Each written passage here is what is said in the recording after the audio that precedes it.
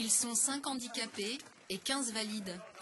Pour leurs vacances, ils ont décidé de s'attaquer au chemin des Calanques, un des plus sportifs de France. C'est sûr que c'est des crescendo, on va dire.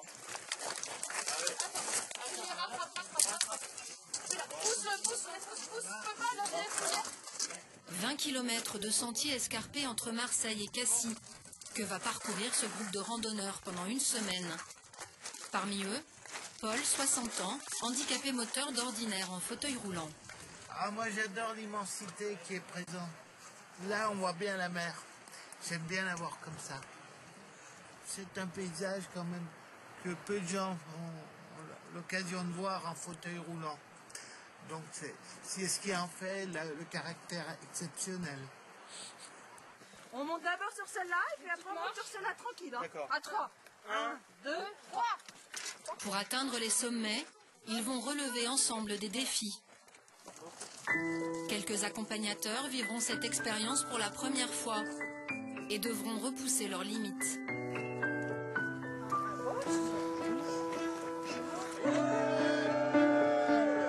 Certains s'attaquent à la montagne, d'autres affrontent les océans et traversent l'Atlantique.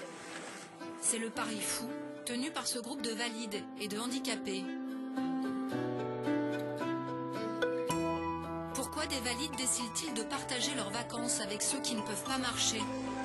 Que recherchent ces personnes handicapées en prenant des risques et en se confrontant à des situations extrêmes? Avec une main, tu te rapproches du bord. Allez, voilà.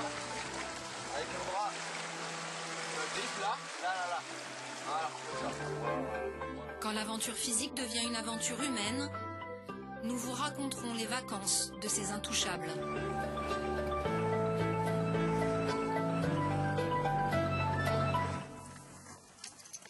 Dans les Calanques, la première étape de l'aventure passe par l'initiation à la Joëlette. Cette chaise porteuse tient son nom de Joël Claudel, un guide de montagne. Il y a 25 ans, il l'a créée pour transporter des invalides en haut des sommets. On n'hésite pas à sortir en fait. La personne qui est à l'avant de la Joëlette, c'est elle qui va faire un peu le tracteur. Hein, c'est elle qui va tirer la Joëlette. Donc c'est un peu plus physique à l'avant et derrière c'est un peu plus technique. Et ben c'est parti. On va monter les Joëlettes, on va monter les passagers et puis après parti pour l'aventure. Dans le groupe des initiés mais aussi des novices, comme Nicolas, 28 ans, conseiller en téléphonie. Il n'a même jamais campé ni randonné. C'est quoi le stress de la première fois, Nicolas? Je connais pas du tout l'engin, donc j'avais déjà des difficultés pour monter une tente, donc le but c'est vraiment de faire les choses le mieux possible et essayer de bien appréhender la machine parce que je ne veux pas me... Faire tomber quelqu'un, ça c'est une crainte? Voilà. Oui, tout à fait. Allez, c'est parti, Henri. Nicolas va faire équipe avec Henri, 43 ans, infirme moteur cérébral. Et Henri, vous n'avez pas peur? Vous avez un débutant là? Ça va? Mais il verrait bien si je tombe. Il verrait bien. C'est bon? 1, 2, 3. Atteint du même handicap que Henri, Paul a son astuce pour ne pas tomber. Il participe à ces séjours depuis 15 ans. Il faut croiser devant. Ouais, et puis hop, t'accroches derrière. Ouais, Ouais, bon. t'accroches derrière. Voilà, hop. Maintenant je vais au bout du monde avec. L'équipage prend le départ. En guise de mise en jambe, 5 heures de marche dans la journée. Sinon, si je fais mal, Henri, tu me donnes un coup. La caravelle surplombe le parc national des Calanques. Mais très vite, la beauté des paysages est éclipsée par les premières difficultés et le risque de chute. L'autre, petit. Attends, parce qu'il faut que je descende et c'est très glissant. Attachée à la Joëlette, Brigitte a conscience du danger. J'ai un peu tendu. J'ai quelqu'un de tous les côtés, donc ça va. Je vais prendre la chute. Tu te poses, tu te lèves et tu te poses. Et après tu Non. regardes où tu vas aller. On va pas y penser. C'est tendu là. Au niveau des novices, ça monte un peu en pression là. C'est ça qui est bon. Des moments intenses qui créent les premiers liens au sein du groupe. Ah, finalement, je suis revenue sans chute. Sans chute. Allez. T'as monté l'adrénaline là, oui? À la pause, l'équipe suscite la curiosité et l'admiration des autres vacanciers. Mais aucune vocation, malgré les efforts de Marty. C'est périlleux quand même. Ça rend accessible les câbles. Mais on cherche du monde. Ils sont grands, ça sent. Il y a l'aspect physique et l'aspect confort. Et donc ça, des fois, ça bloque des gens. Et après, il y a la relation avec les personnes handicapées qui peuvent aussi, pour certaines personnes, bloquer et ne pas arriver à passer le stade du contact avec la personne handicapée. Pourtant, après une journée d'efforts partagés, au campement, chacun commence à trouver ses marques et à dépasser les différences. Là, la petite équipe a l'air pas mal, hein? Ah oui, toujours. Et finalement, il y a cette espèce de... Tu sais, ça prend toujours comme de la pâte à modeler quand tu étais gamin. Tu la pétris un peu, au bout d'un moment, ça marche. Nicolas a ainsi fait connaissance avec Maria, la non-voyante du groupe. La quadragénaire pétillante s'est prise d'affection pour lui. Celui-là, c'est... C'est mes yeux, Nicolas, c'est mes nouveaux yeux. C'est ce que je dis, parce que mon chien, quand Merci on de peut me comparer à ton chien. C'est bien habillé pour J'en suis un labrador. Avec humour, Nicolas trouve le ton et fait tomber les barrières. 2 et 3. Voilà, parfait. Il donne un cours de salsa à une non-voyante. 4, 5, 6, 1, 2, 3. Te faire tourner, tourne. Voilà, tout à fait. Tu récupères comme ça. On va serrer. 5, 5. C'est très serré. Je suis comme ton labrador en fait, sauf que ton labrador est... Sauf que ton labrador il t'emmène à la boulangerie et moi je te fais danser. Voilà. T'es prête? Mais ce sont les premiers contacts physiques qui vont créer une réelle connivence entre valides et invalides. Toucher l'autre, sa peau, est une façon de s'apprivoiser. Tout neuf, quoi. On laisse la moustache ou... Ah non, tu coupes tout. On coupe tout? C'est un peu tard, du coup, là, ouais. Arrête! Oh là là, ben dis donc, c'est sportif. J'arrive pas à être sérieux comme un pape. Bah essaye, attends. C'est déjà mieux que... Laisse la tête, quoi. Pour les nouveaux, le cap des soins aux personnes handicapées n'est pas facile à passer. Nicolas n'a aucune formation médicale, aucune expérience. Il doit pourtant s'occuper d'Henri. C'est la règle ici. C'est la bonne. Alors, qu'est-ce que tu prends comme médicament? Normalement, il y a une petite sachet fort. Ouais, je l'ai. Ah, ça c'est l'autre dimension, celle... J'étais pas forcément bien préparé là-dessus, mais bon. Ça fait partie aussi de la vie. Ouais, voilà, de la vie et le handicap, il y a aussi des médicaments et les médicaments, faut les prendre. Ah oui. Ok, je te le donne et je te donne un peu d'eau à chaque fois. Tiens, vas-y. Tiens. C'est bon? Ouais, c'est bon. Ah, bah on les a trouvés. Il y en a que ça gêne un peu, vous croyez? Oui, je crois que ça gêne. Parce que selon ce que tu demandes, des fois c'est difficile. Comme quoi? Par exemple, si tu n'arrives pas à aller aux toilettes 3 jours, mais selon avec qui c'est difficile, quoi. Allez. Tu lâches tes béquilles? Ouais. Ok, tu lâches ça. Vas-y. Toilette, déshabillage ou ici le coucher, une plongée dans l'intimité de l'autre. Voilà. Je vais te mettre le haut. C'est sûr que c'est pas le genre de choses que j'ai l'habitude de faire. Mais voilà, il faut le faire donc... Si on n'accroche pas, on peut pas. On peut pas se faire déshabiller par quelqu'un qu'on n'aime pas. Tu te laisses ton slip ou pas? Non. D'accord. Guitare, je chante moi. Ouais. Eh ben on va créer des liens. Ouais.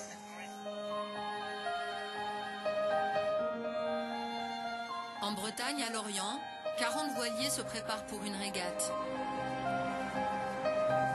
Une compétition à laquelle des passionnés de voile ont décidé d'associer des personnes en fauteuil roulant. Médecins, chirurgiens ou marins, ils seront les seuls à naviguer avec des handicapés dans cette course. Le groupe se connaît depuis 10 ans. Valides et invalides sont une bande de copains.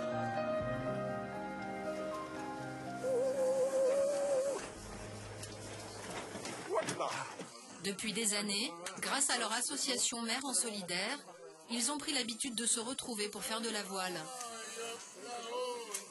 Avant la régate, ils veulent prendre la mer pour faire quelques exercices. On traverse la rade pour aller de l'autre côté à Port-Louis. Donc en fait c'est voilà, c'est petite balade. Mise en jambe. Petite mise en jambe, exactement. Mais on va quand même hisser les voiles. Hein. Vous le prenez chacun par une épaule, en dessous, et moi je vous prends les jambes. Ok, 1, 2, 3.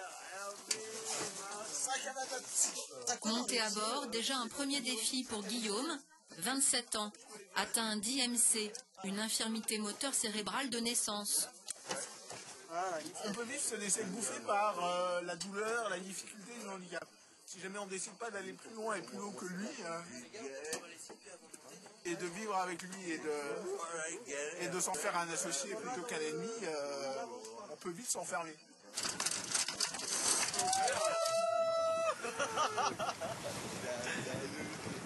Pousse là-bas, pousse là.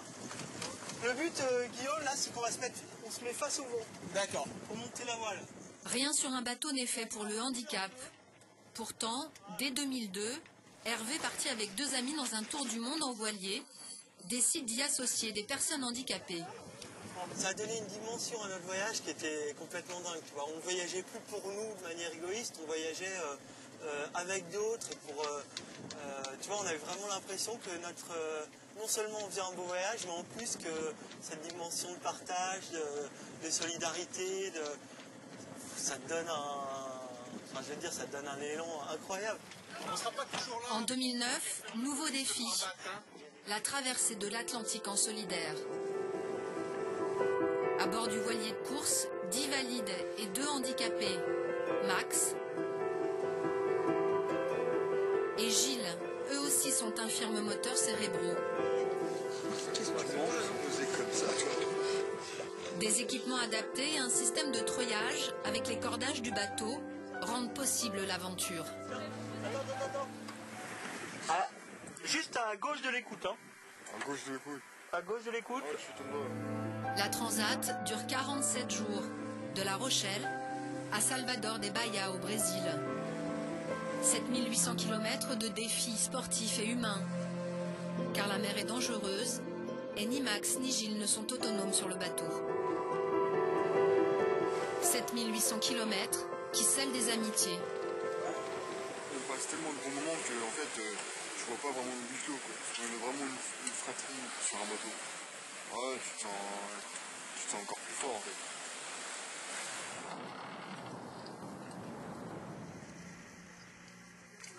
Retour à Lorient. Hervé et ses équipes s'apprêtent à prendre le départ de la régate. Ils ont 3 bateaux en lice. Guillaume, on y va. Donc, il faut qu'on y aille là parce que... Depuis sa traversée de l'Atlantique, Max s'est pris au jeu de la compétition. C'est les flèches de courant, d'accord. Donc ça, c'est valable à chaque marée, etc. C'est des moyennes, en fait, entre les plus forts courants et les plus bas courants. À 28 ans, il est l'un des plus investis dans l'association. La Transat, en 2009, a été une révélation. En fait, je me sens bien quand je suis sur un bateau. Je me sens bien quand je suis sur un bateau. Plus que quand je suis sur Terre, à Paris. À Paris, avec la pollution, les gens qui sont un peu indifférents, ignorants, enfin voilà. Là, c'est vraiment, j'ai vraiment un rôle à jouer. Quoi. Allez, Max! Allez,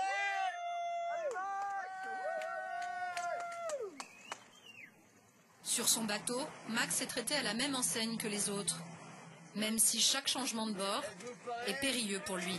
On y va.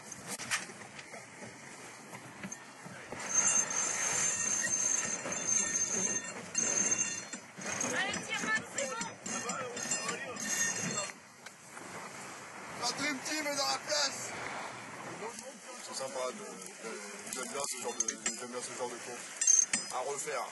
De toute façon, tel que je connais mon mental, je le referai. Allez, Manoir! Allez! Vous voulez la gagner cette course? Sur l'autre bateau, Hervé associe les personnes handicapées à chacune des manœuvres. malgré l'infirmité qui entrave les gestes. J'essaie de garder le cap d'aller sur Alors pour mon estime personnelle, c'est très important d'être capable de faire ça, d'être capable de m'intégrer à un groupe à peu près normalement, d'aller rigoler avec un groupe à peu près normalement. Et c'est surtout important pour l'estime de soi, je pense, c'est de faire des choses qui sortent un peu de l'ordinaire. Regagner l'estime de soi et celle des autres. Pour Paul, l'image qu'il avait de lui-même et celle que lui renvoyait la société ont récemment changé grâce au film Les Intouchables. Ça va trop vite. J'aime bien le film Les Intouchables parce qu'il met un peu de drôlerie dans le quotidien d'une personne handicapée. Et cela me plaît beaucoup. Il faut se dépêcher d'en rire avant d'avoir à en pleurer pour le beau marché. Plus qu'intouchables, Paul et les autres se sont longtemps sentis invisibles.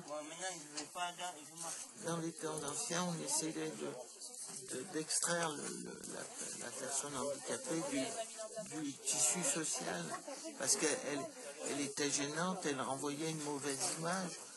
Donc on mettait à part. On mettait à part. Toujours la peur de l'étrange et de l'étranger, c'est normal. La personne handicapée est ici au centre du groupe. Maria a beau être non-voyante, elle a pris la tête du convoi. On a une super tireuse là, Maria. Là, t'as pas branché. Je fais attention, t'inquiète pas. Si Maria ne dépend pas des autres pour avancer, elle a besoin de son binôme, Monique, pour imaginer ce qui l'entoure. Dans le global de Marseille, tu vois, tu as une partie un peu vert, mais c'est nuageux, donc vert sur la gauche. Et puis tout au fond, tu vois une église. C'est Notre-Dame de la Garde. Voilà. Et en arrière-plan, c'est la mer, à mon avis. Ah, ça doit être chouette. Hein. Ça doit être super bon. Marseille. Quand elle me décrit les couleurs, je m'imagine vraiment le paysage. Mais par exemple bleu. Ah bah bleu, je sais ce que c'est. J'ai vu, hein. Alors je sais bien ce que c'est. C'est pas comme un non-voyant qui n'a jamais vu. On peut pas lui expliquer les couleurs. Et vous avez perdu la vue d'un coup, Maria? Bah, j'ai commencé à perdre à l'âge de 16 ans. Et quand j'ai perdu complètement, c'est à l'accouchement de ma dernière fille. Parce que je voyais encore un peu, et quand j'ai accouché, plus rien. Depuis 17 ans, c'est pour Maria, mère de 4 enfants, la nuit noire. Au début, sa cécité l'a isolée des autres. Aujourd'hui, elle veut faire partager son handicap et va inverser les rôles avec Monique. Tu me dis quand tu vois rien, toi, tout ça là. Ouais. Tu vois voilà. quelque chose là? Non. Donc là, Maria, vous faites quoi? Je mets un bandeau devant les yeux. Dis-moi si tu vois. Hein. Ah bah je vois pas du tout. Pourquoi? Pour qu'elle ressente ce que je ressens. Tu me fais confiance, hein, je prends ma chance. Tout à fait. Je l'ai déjà Donc on fait. est de non-voyantes, c'est ça? 2 non-voyantes, une avec la canne et une sans canne. Ok. Bon alors tu m'emmènes pas dans le ravin, hein? N'aie pas peur. Moi j'ai un peu peur d'être moins confiante que toi. C'est souvent ça. Hein.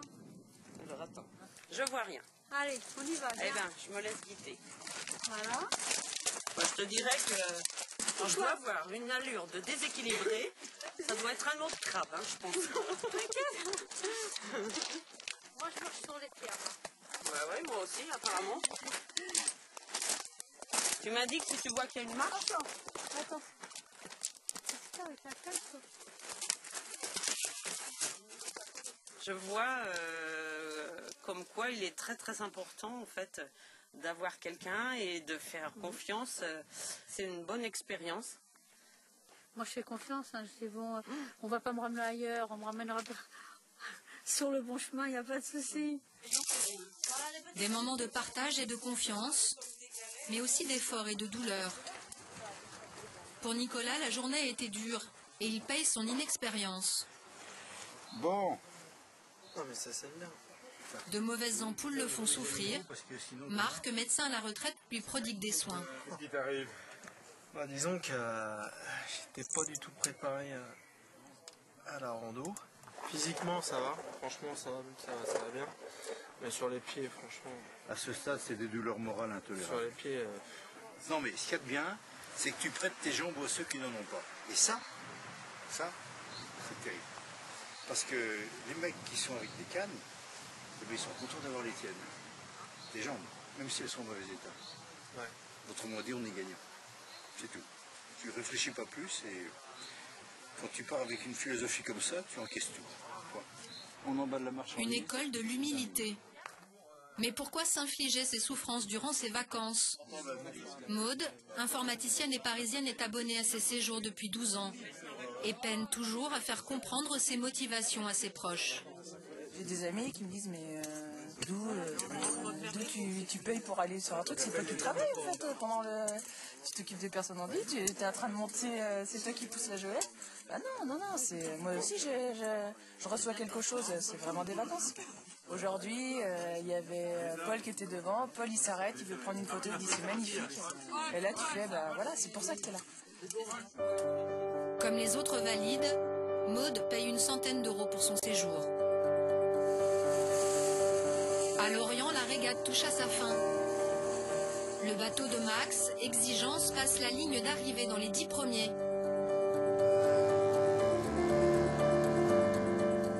Sur l'autre bateau, celui de Guillaume, la fierté, c'est plutôt d'avoir participé. C'est pour vous informer que nous allons bientôt nous présenter sur la ligne d'arrivée. Je pense que nous sommes les derniers, donc après, ça serait une bonne après-midi.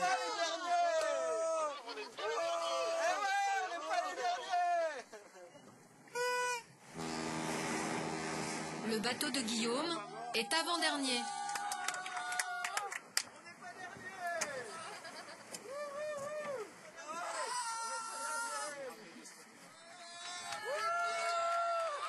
Au port, retrouvailles avec Max, la star de la journée. Alors, t'as été grand? T'as été grand? T'as tiré sur les écoutes? Mais parce que... Son père, Rémi, son plus grand soutien, est aussi venu le féliciter.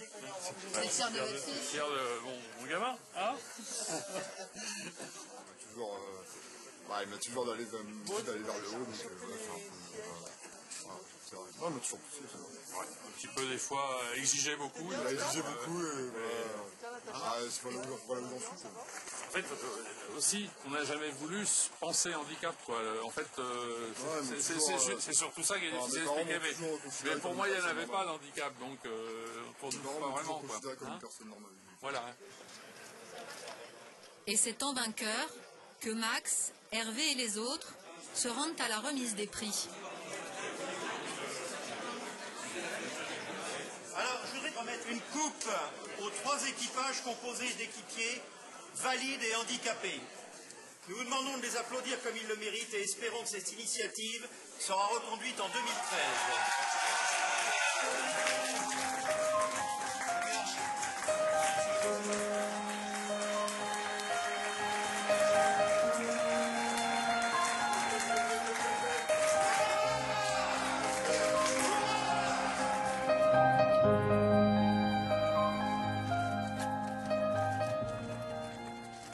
Se dépasser, quitte à se mettre en danger. Les Joëlettes entament la dernière étape de la traversée des Calanques. C'est bon? Non, bon, attends, alors, attends. Si t'es pas prête, vous me dites parce que je freine. Quand vous voulez, hein. La plus difficile, la plus sportive.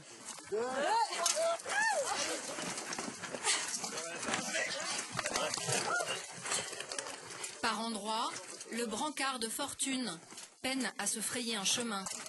C'est bon, ça passe. C'est dur. Beaucoup de roches, c'est très pentu. Et il fallait vraiment tirer fort. Et c'était dur. Hein. Et tu nous fais confiance pour la suite de la journée ou pas? Ben oui. Pourquoi? Parce que là, on est déjà... Non, mais attends. Ça, c'est rien. On n'a rien vu encore. Car le plus dur est devant eux. 10 km pour rejoindre Marseille, jalonné d'obstacles, semé d'embûches. Pendant des heures, chacun va repousser ses limites.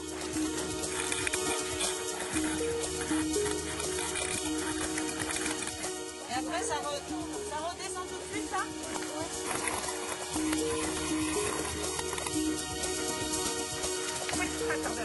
Tout va bien. Tout va bien. Oubliant fatigue et douleur, jusqu'à la chute. Merde. Voilà. La passagère Vanessa n'a rien, mais Monique à l'arrière s'est légèrement blessée. J'ai dû glisser. Attends. Non, mais je saigne un peu, mais on fait ce passage. Non, attends. On a pour 2 minutes. C'est vraiment pour Monique. Marc joue le rôle d'urgentiste du groupe. Tu l'enlèveras. Non, mais si on veut que tu continues à servir, il faut que tu sois en bon état. C'est pas du tout un effet de ma bonté, c'est que tout le monde... Bah là, ça va, c'est bon. Attends, laisse faire. Là, c'est de la bobologie, là, c'est du rapiessage. Je mets des rustines. Je suis pas mécano. Faut être quand même vraiment courageux, non, pour faire ça? Oh, faut être fou ou inconscient. Je vais choisir. En 24 ans, l'association n'a néanmoins jamais eu d'accident à déplorer. On trouve ça un peu extrême, là. Oui, ça l'est un peu. C'est ce qui en fait le charme aussi, hein, c'est vrai. Est-ce qu'on est obligé d'aller aussi loin? Après, ce sont des choix. Oui, ce sont des choix, le choix de l'handicap évasion, mais je pense par rapport aux demandes aussi des passagers. Je crois qu'ils n'ont pas envie non plus de quelque chose de plan-plan. Voilà. Voilà. C'est pas qu'on soit handicapé qu'on veut que du cas. Ils veulent vraiment des choses un petit peu extrêmes, c'est ça? Voilà, c'est ça. Moi, je pense qu'il y a pire que ça encore. Hein. Bah, bien sûr, il y a pire. Elle n'est encore pas au bout. Non, c'est bien, elle a encore des rêves. Il y a pire que ça. Bien. Moi, mon rêve, c'est de partir au Népal. À chacun ses défis. Pour Henri, ce jour-là, ce sera passer la ligne d'arrivée sur ses 2 jambes.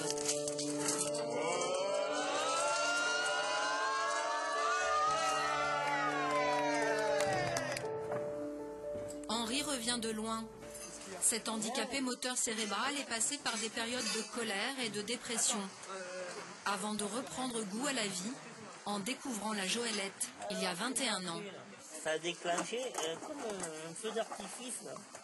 Pour moi, quoi. Ça a déclenché l'envie de lire, l'envie de... Voilà, d'écouter de la musique. Mais plus dans la violence. J'avais abandonné cette violence. Il faut les laisser tomber. Donc l'expérience ici, c'est quand même assez particulier. Ouais. C'est les intouchables d'handicapés d'avion, quoi. D'accord. Avant que l'aventure des Intouchables ne prenne fin, Morgane, un jeune Lyonnais, interprète ce soir-là une chanson écrite lors de son précédent séjour. Une ballade pour changer le regard sur le handicap. Dernier soir, l'aventure est passée tellement vite, ravi, même si demain il y aura un très grand vide. Un tour de table pour dire ce qu'on a ressenti. On se regarde et l'émotion se fait sentir. Ils disent avoir adoré le séjour, qu'on va leur manquer, il y a même des larmes sur les joues. Ils disent que cette semaine leur a donné des ailes. Depuis 1988, l'association a emmené plus de 2000 personnes handicapées, tout en haut des sommets. Alors j'avoue c'est vrai, le handicap est là, mais c'est pour vous que cette phrase je la place à cappella. Puisqu'on peut changer les choses, puisqu'on peut se jeter des roses, puisqu'on peut se tendre la main, traverser ensemble demain, ensemble demain.